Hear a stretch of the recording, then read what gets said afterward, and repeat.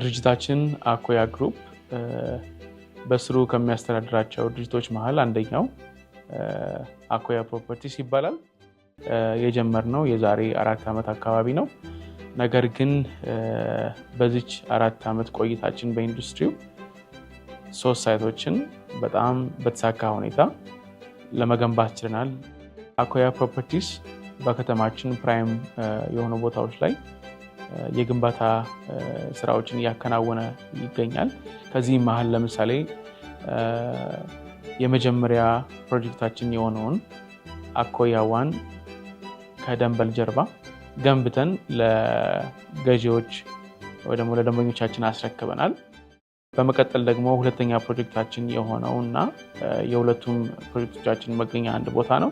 እሱም ደግሞ ፒያሳ ከሞናርክ ሆቴል ጀርባ 2 ፕሮጀክቶችን በጣም በፍጥነትና ልዩ በሆነ ጥራት ገንብተናል ማለት ነው።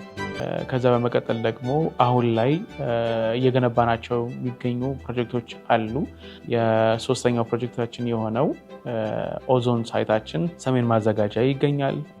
አራተኛ ፕሮጀክት የሆነውን ኖቪሊቲ ሳይታችን ፒያሳ ላይ ይገኛል። የኛ ሌተስት ፕሮጀክት ደግሞ አሚሊያዝ ይሰኛል። እሱ የሚገኘው ሳር ቤት ከካናዳ ኤምባሲ ጀርባ ነው።